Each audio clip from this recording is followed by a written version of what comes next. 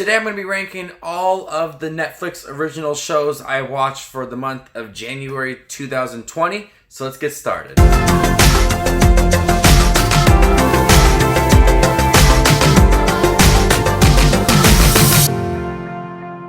Hey everybody, my name is Justin. I love to watch movies. I also love to watch Netflix. If you guys do too, you guys are in the right spot. Make sure to subscribe button down below and click that notification for more up and coming videos. The month in January, I watched a total of 14 Netflix original shows.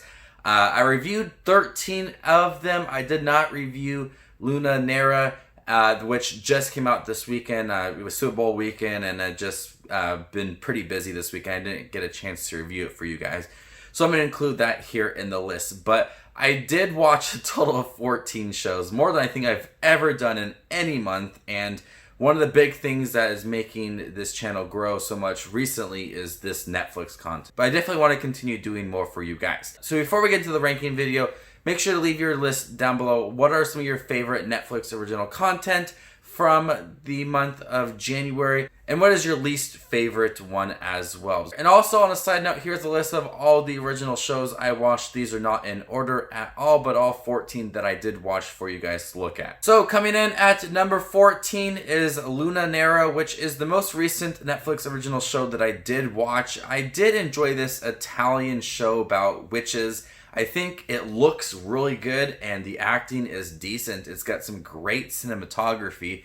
But the show, unfortunately, does start off very slow. And you feel like there's nothing really holding this story together. But it does build up with like the last couple episodes. I think it's like 6 episodes long. It does end on a strong note. But unfortunately, it starts off really slow.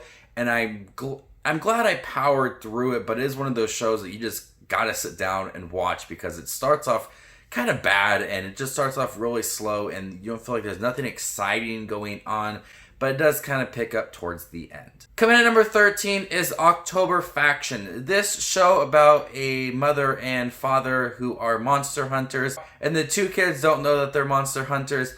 Could have been a lot better than it was. It was a decent show. I think they focused a lot on this family drama when they could have focused a little more on the monster hunting aspect of the show, because when that was going on, it was a lot of fun. It was gritty, it was bloody, it was a good time.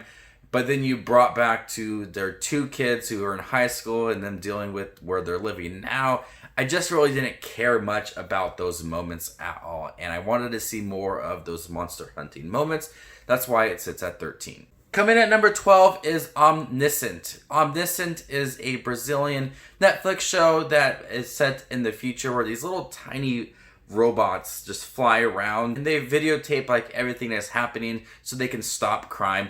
But this one girl who works on these drones, his father is killed and that little thing that's flying around didn't capture it. So she goes and solves the case on her own and takes matters into her own hand. The show started off as a murder mystery that I was really intrigued to finish and watch, but then it quickly focused on other things, characters that made no sense within the show, and the lives of people who are affected by these little drones that are flying around. I think if they focused more on that murder mystery from the beginning, I would have been enjoying the show a lot more. But the shift in focus made me not really care about the end of the show. Coming at number 11 is Scissor Seven. Scissor Seven is one of the anime shows that I watched from January, and it's such an odd show, but I think it ended up being pretty funny. It's a perverted show with some decent animation, a lot of quick jokes, but the show for, I would say, like the first half of the season really does feel repetitive. It's like he's doing the same things over and over again. He's meeting these bad characters and then other people really don't like them, and then he starts to realize something about them and then he doesn't think they're so bad. It's that kind of style happens plenty of times in the early parts of the episodes.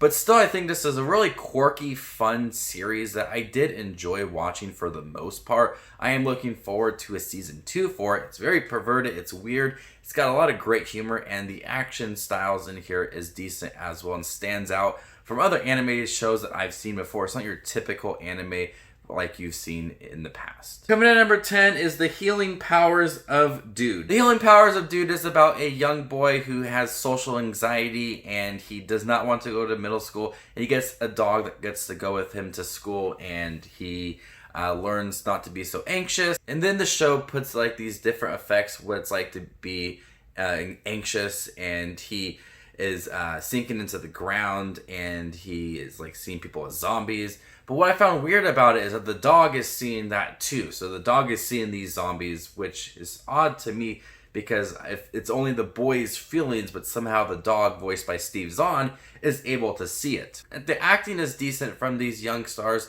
It's funny at times. There's a lot of great pop culture references. I think it brings some educational moments to people who deal with social anxiety, even if it was over dramatized at times. Coming in at number 9 is Family Reunion Season 2. Family Reunion is a fun show that I can't relate too much to. There's all these characters that go to church, and it's there's some religious themes throughout, which I'm not religious at all, but I did enjoy the show for the characters. These characters are a lot of fun, and some of the characters from the first season, the two young kids in here, definitely had a chance to grow within season 2. Medea, who is like the grandmother, and her son is living with her now.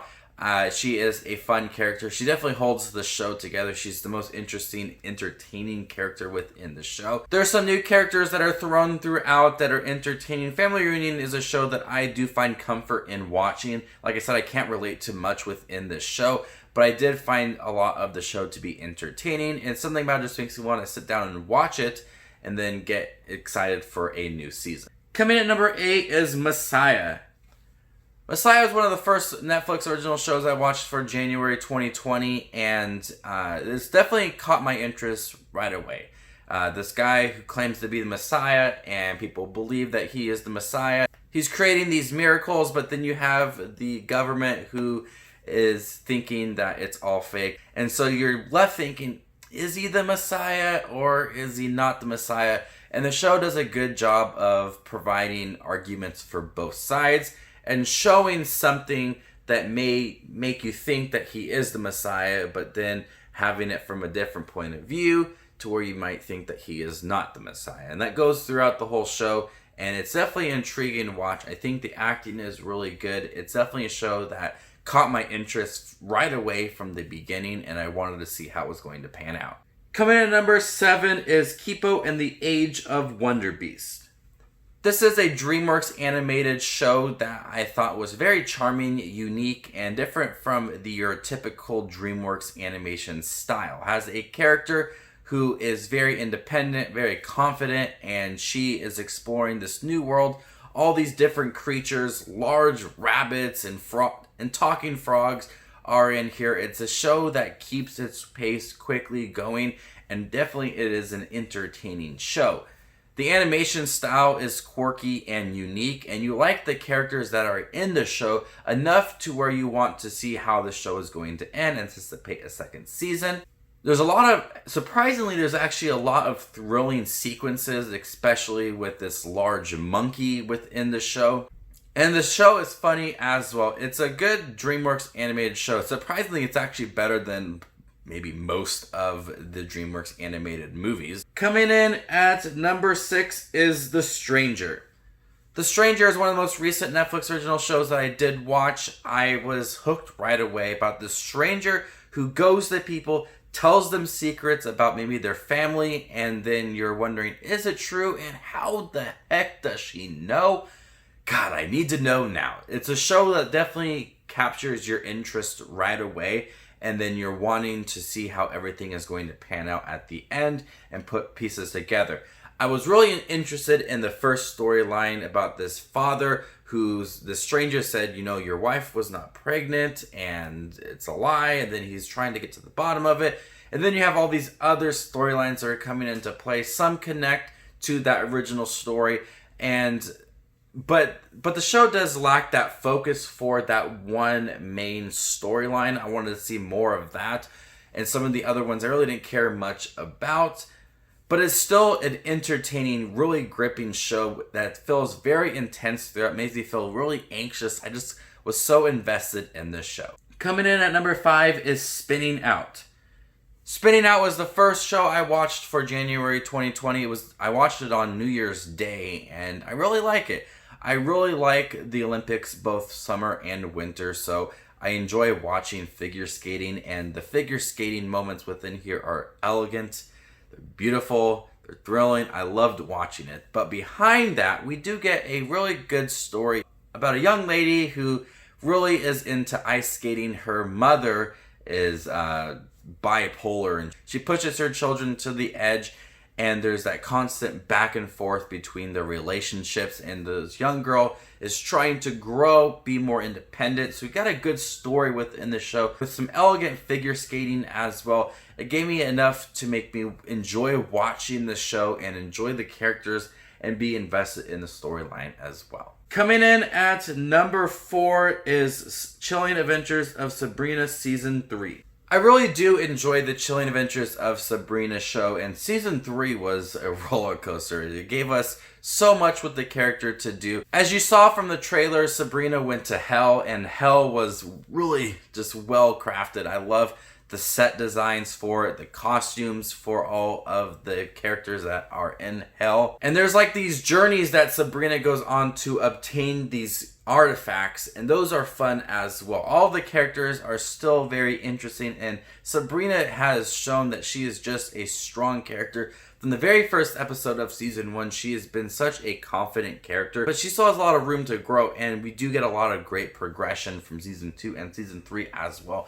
She's one of my favorite characters on television right now. Kiernan Shipka is such a great actress, and she handles all of her moments as Sabrina so great. I enjoyed Season 3 for the journey that they went on, how they handled Sabrina and the status that they gave her. I continue to not like her boyfriend within the show. I really didn't care for him previously, but I just did not like him in Season 3. Unfortunately, we did get a lot of him and a lot of important storylines regarding him, which I found to be frustrating, but overall, such a good show. Coming in at number 3 is Dracula. Dracula was such a stylized take on the classic Dracula story, and at times it feels so classical. It actually follows the storyline of Dracula very well, adding new twists for the storyline. Now, a lot of people did not like certain takes they had on Dracula and some other characters within the show, but I think it fit well into how this tone of Dracula's series is. The acting is so great. You feel that he is just so sinister at times, but he does it in such an elegant, regal way that makes you just fall in love with the character. The Dracula series was only 3 episodes long, but they were like the length of a feature-length movie, which gave you time to get invested with the story and the characters. Coming in at number 2 is Medical Police. Medical Police was so stupid, but it was just my style of humor, and I laughed so much. The show is beyond ridiculous. It's a spin-off of Children's Hospital, and I laughed constantly. I haven't laughed this hard in a long time in movies or television. So that's why it says at number 2. Yes, it is beyond stupid. None of it makes sense at all. But all of the characters just have so much fun in their role and provide such stupid humor that if you asked me what kind of humor do you like? Do you like more like dark comedy or just, serious comedy or, just silly comedy? I like absolutely stupid humor. Medical Police, Tim and Eric. That's my kind of humor. I laugh so much at this kind of style of humor. Medical Police's humor was enough for me to enjoy the show. But coming in at number 1 was Bojack Horseman Season 6 Part 2. I just actually recently started Bojack Horseman. I started in the middle of December, about when Star Wars came out, and so I binged all of that throughout December and January, and this was such a great way to end the characters' storylines and kind of wrap things up, connect it, while also being just so darn depressing and funny as well. Bojack Horseman has always found that good balance of humor and depressing moments as well. And there's a lot of tough subject matter for Bojack Horseman to talk about things are coming to light, which was in previous seasons, and they handle it in such a realistic way. I've always been surprised that we have talking horses, cats, and dogs and other animals, and they handle the characters in such a realistic way, giving them human characteristics. I've enjoyed all of the characters through all 6 seasons, and this was a good way to wrap up certain storylines, connect them, as well as just making you feel like this is the end. I don't need any more. So Bojack Horseman Season 6 Part 2 was a great way to end the series. I enjoyed it. It was such a great watch, and I was anticipating it so much. So there you guys have it, all 14 Netflix original shows I watched in the month of January. I plan on doing this every month for that previous month I watched. So the first couple days of March, you can expect one for February. And I don't think there'll be 14 shows I'll watch for February, but I do plan on watching a lot. So thank you guys for checking out this video. What is your favorite Netflix show from January, and what was your least favorite as well? Make sure to hit the subscribe button down below for more Netflix content. My name is Just Watch Movies, and you guys stay classy, YouTube.